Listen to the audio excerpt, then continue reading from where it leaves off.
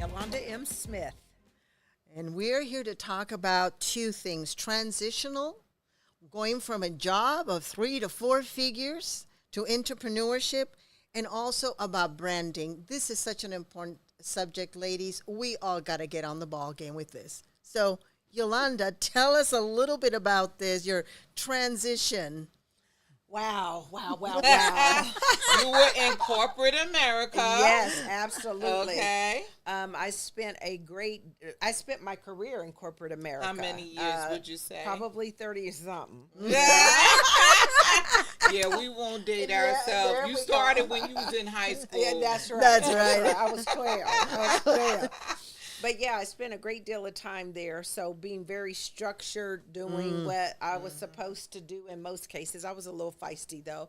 But I think, really doing what I was told to do. Go to college, get a good job, work your job, save money, get a retirement, and then you can come out and figure it out from there, right? Yes. And so I think that, like most people, the pandemic even started to change things change priorities for people.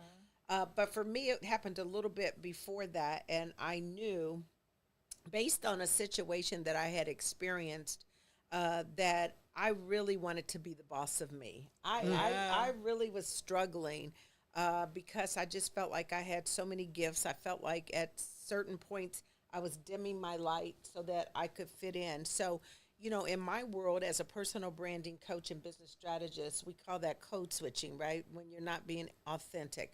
And so when I had to check myself at the door and come in and be that person that I thought they wanted me to be so I could be successful, I was just no longer willing to do it. And so I went into transition mode.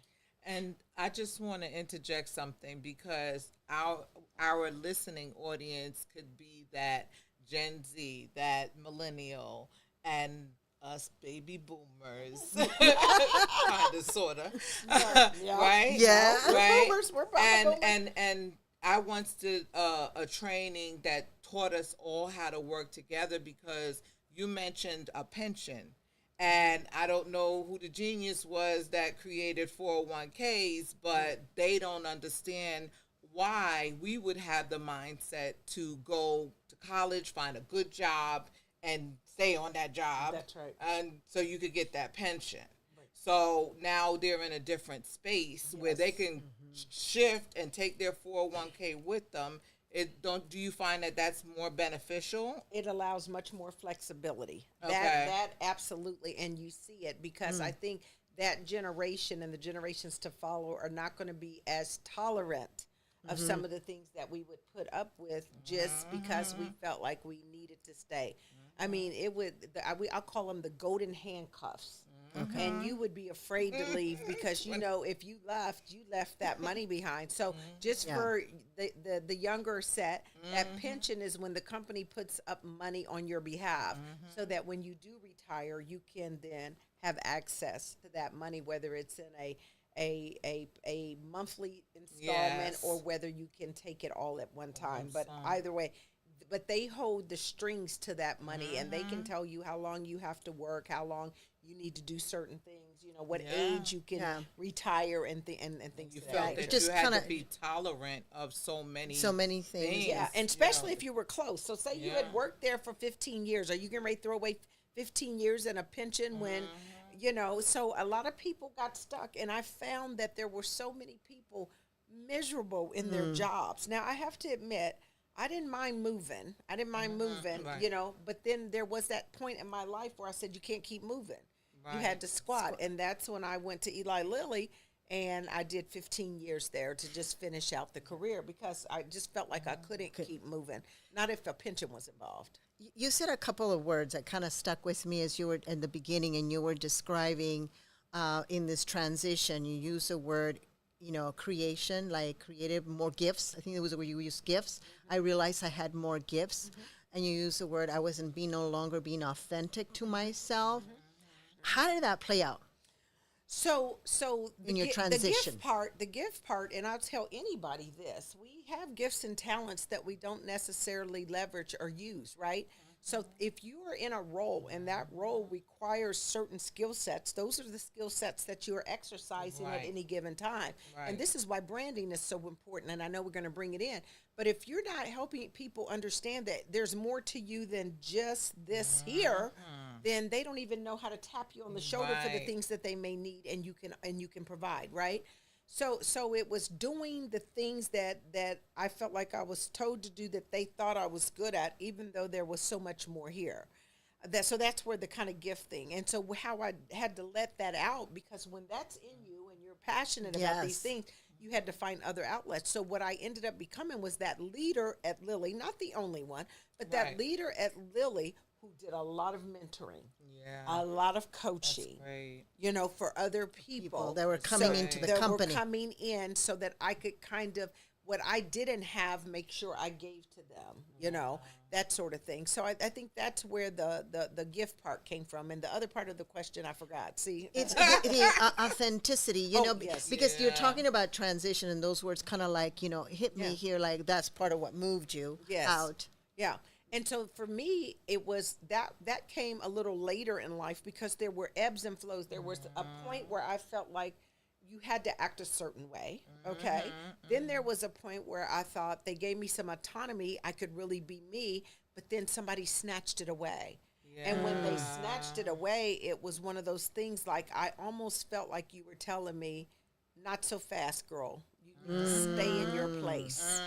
Stay in your place. And they knocked me down a notch or two when I was on a trajectory of really going up. So, and in full transparency, I got demoted and they took my team away. Wow. Yeah, for something that really I didn't do. And did you feel in any way like not moving forward with the transition that you were betraying yourself? Because you talked about being authentic. And a lot of times in the 9 to 5, you really can't be your authentic self because you can only, like you said, stay in the box that they put you in. For the most part. So or you're labeled. Yes. And I started to get labeled. Yeah. And so then a part of that push is being true to yourself and saying, I need to get out there and start implementing these other gifts that I have. And so after that situation happened, I had to make a decision. I could have hopped right then, but in some of my coaching and things I received, it was said you got to let the ego go. Sometimes we have to let the ego go and just be humble, have some humility, but hold your head high. You know who you are. Right. Yes. She doesn't get to define you. Right. And I was told the best thing for you is to go back in there.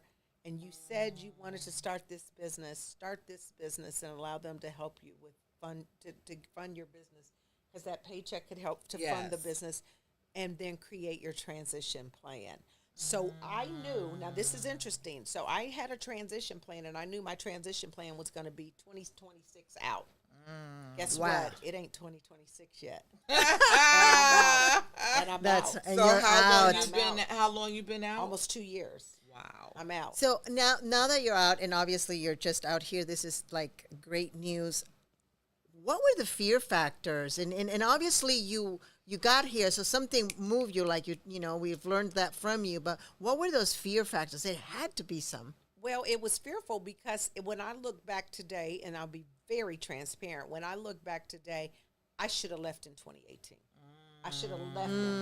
Yes, it's nice to do the transition and this, but I had already had the it. I had been doing personal branding since 2013. I had been told by multiple coaches, just take a leap, you'll catch your wings on the way down. Do it, go, do it. I was scared. I was scared because in my mind, I had a daughter that was getting ready to go to college, and I'm thinking I got to pay for college, right? So that was the one thing. I was I was making a great salary. You know, bonus, equity. I mean, all those things. So that was a lot at stake. That was multiple six figures, you know, that I had to walk away from. And then the other thing was getting back to the pension again. I had this pension, and if I could just wait it out, you know, then it would be at its maximum capacity and everything would work out. So it was scary. It was scary to do that.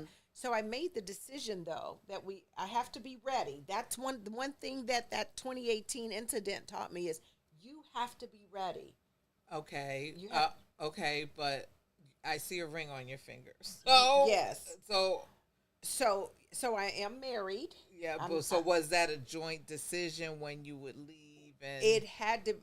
Well, I wasn't going anywhere when I got fed up to the point where I felt like I was really not being able to be myself, and when I was being labeled all these things. She's difficult, aggressive, arrogant.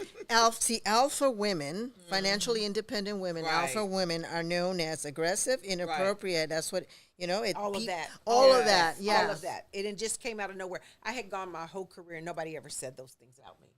Or not to my face anyway. Right. Let me put it that way. And not then to my they- face. and then then all got of a more, sudden. So Here I'm almost ready to bold be with it. sunsetting Yeah. my career. Right. And I should be in my heyday enjoying the work that I'm doing. I've paid my dues. Yeah. And yet it's a struggle every day. And so when I had that knot in the pit of my stomach on Sunday, because work had to be on Monday, that this wasn't going to last very long. And then there was a move on their part that made me say enough is enough.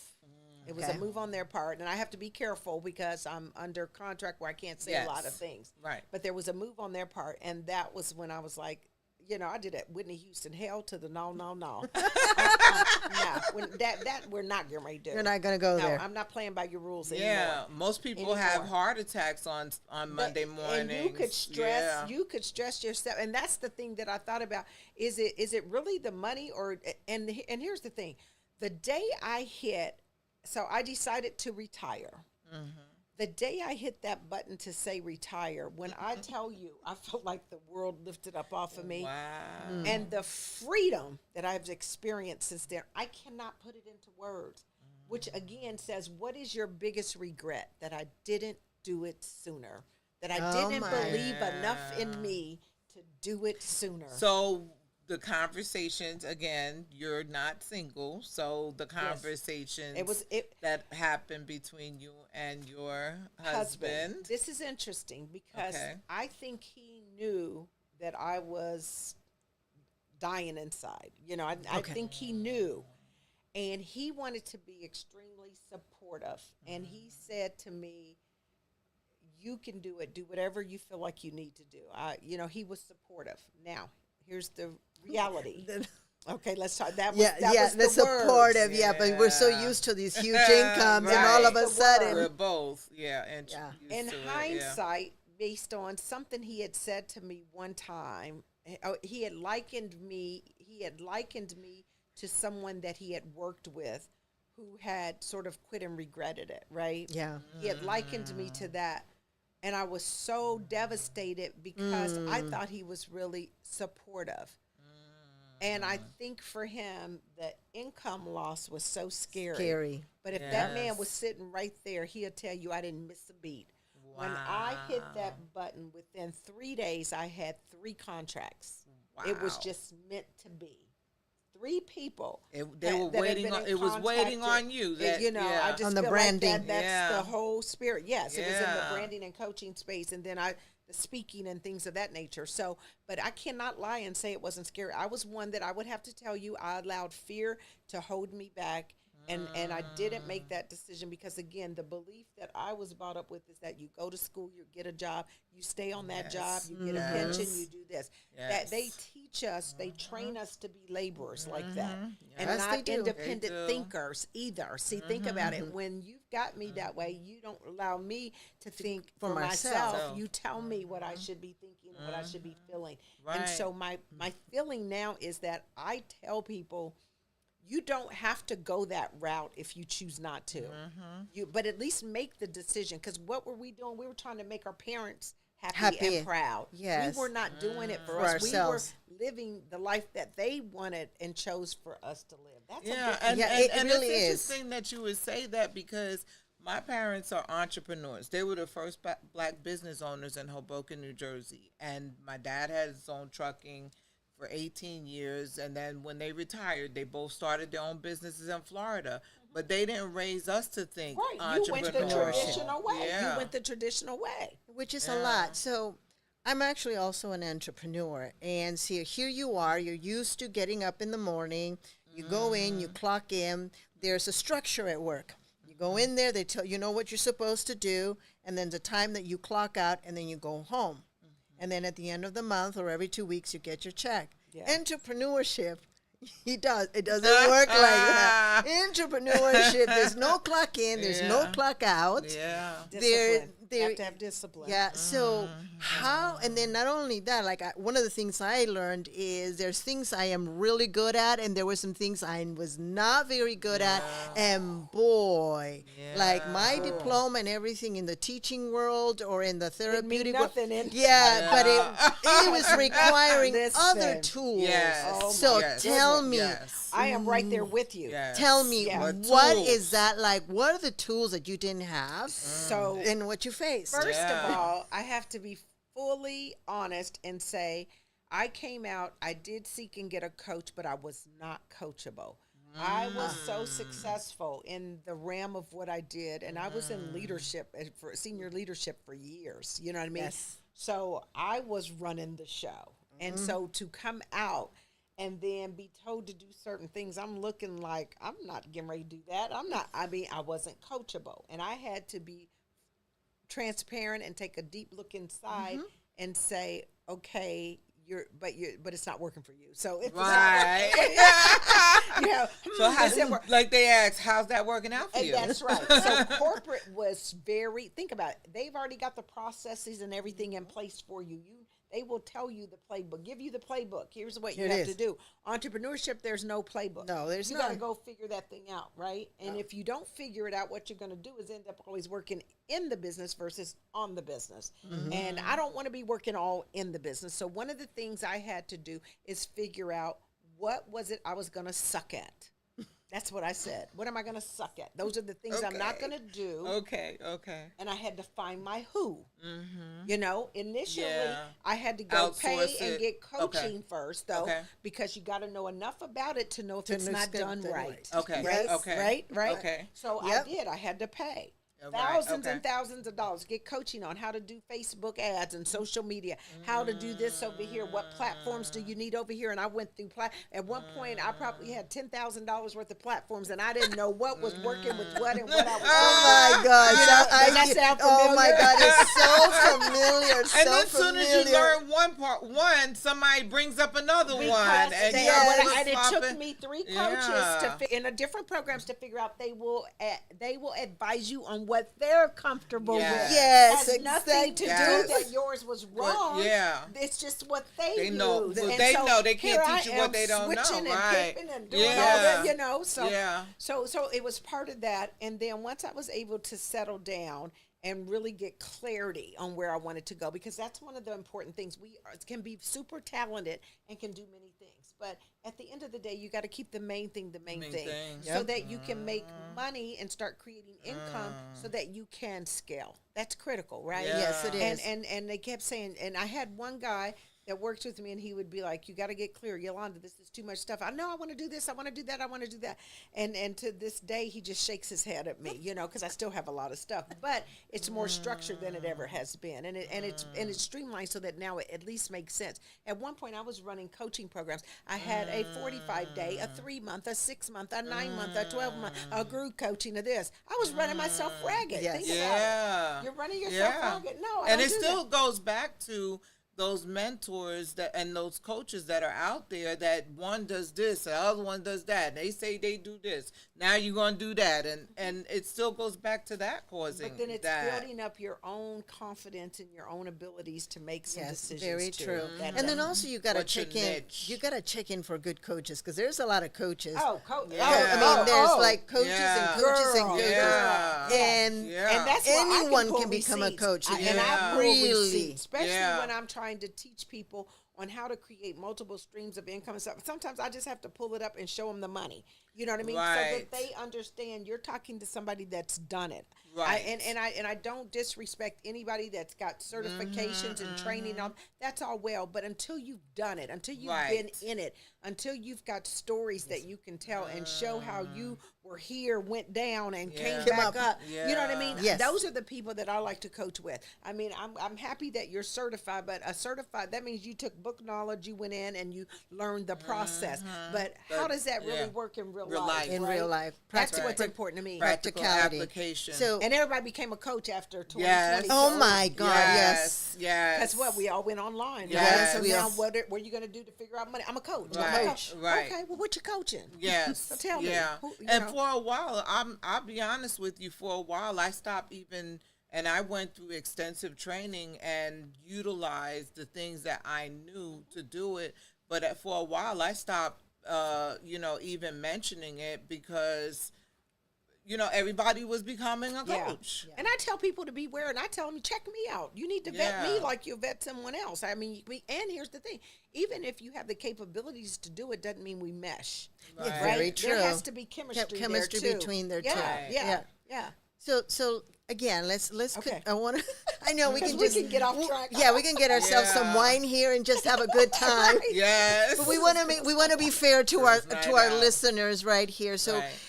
it's connecting again. There's this fear that there is happening. You're finally out here, an entrepreneur, and you're discovering you're not good. And you. Yeah. So, what else did you discover? Like this is not my strength, and you said, I am going to give to someone else. What else did you Yeah. discover in that space? So I think what I discovered about myself is initially I do like a lot of control, and I had to be willing to let control go and delegate, right? That was one of the big things for me. The other thing is that I'm not that great at technology. Let me tell you. Listen, we the baby boomers, okay? and so everybody's just telling me, do this, do this, do this, do this, do this. And that's why this comes full circle, because I'm launching this book called Brandfluence, and it's about social media. And they're like, Right. but you?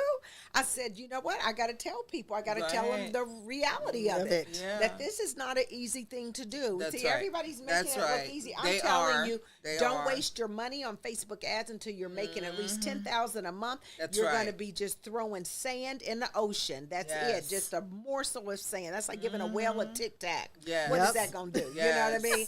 And so I came from an angle. Here's some key things you can do to build your brand presence, but here's some things you need to watch out for. So that was one for me, the social media, and then I just needed somebody in my life who was more of an integrator, who could really just pull it all together and create the processes for me. So I have SOPs for everything I need now, because what I would do would hire people because they said they were an expert, their portfolio looks great, and then I just say, okay, we'll run with it, and they don't run. They don't even walk. They crawl.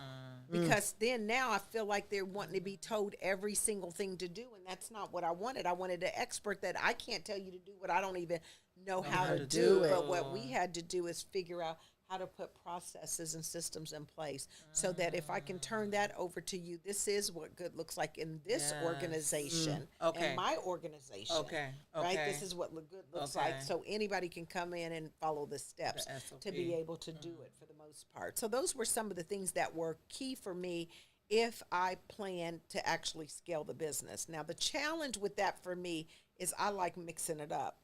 So to scale the business, I would need to get multiple coaches and do this and do that. So the only thing I can figure out is that maybe at some point we can systematize it to a way we franchise it or something. But I like being the coach. Yeah. And I'm not want to be the coach that's way up here. Y'all know who I'm talking about. I'm not going to even name names, Right. but they're way up here. You Right. pay them a whole bunch of money and you Right. never see them. You never touch them. Right. You might get on a Zoom call with them every now and then, Right. but Right. they're not really. But they've They're not there trained with you on a but they've continuous- trained other No. people To to do- use your name to do it. Yeah. Yeah. Did you find if you got stuck just when you're dealing with everything that is new and there's things you're not good at, so in order to keep up that feeling good of yourself, get stuck doing what you were good at instead of dealing with other things? Did you ever dealt with that? That I didn't do that so much because if I this is what I always felt. If I didn't address it, then it's going to pile up or something's going to be broken.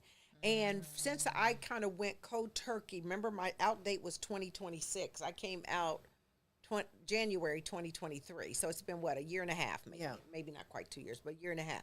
So I came out January 2023, and I came out without a plan, right? The transition plan was in play, but I came out without a plan. Okay, we have 5 more minutes left. Yeah. Oh, my gosh. I know, it gets good. I know, with branding and all of this. Like, why don't you just start sharing with our viewers some of the things that it's important that they take away. Yeah.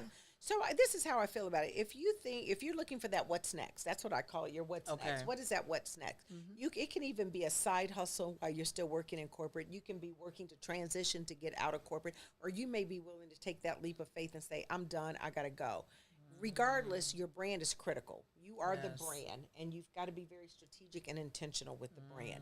And what does that mean? That means it's not about you selling yourself. It's about you marketing your brand, your value that you can deliver to other people. And so be intentional about really cultivating that brand, because people will do business with people they know, like, and trust. And you've got to build that. Before branding for success will ever be anything, they're going to know who Yolanda Smith is, right? And people are building trust with Yolanda Smith. I mean, I just had a girl tell me, I trust you. I just met her over the phone, but just through the conversations and our interaction, I trust you. Yeah. And then she signed up to do business with me. That's right? amazing. This is how it works. This is how it works. So be intentional with that, and then don't be afraid. Trust your own instincts. Trust yourself, and at all costs, take a bet on you. We bet on everything else. We bet on other people. We rah for everybody else. Take a bet on you. Take a bet on you. We got 4 minutes left, Lisa. Yeah. What's out there with you? You wanna? So tell our viewers where you can be found for your branding coaching, and tell them about your new book that's coming out.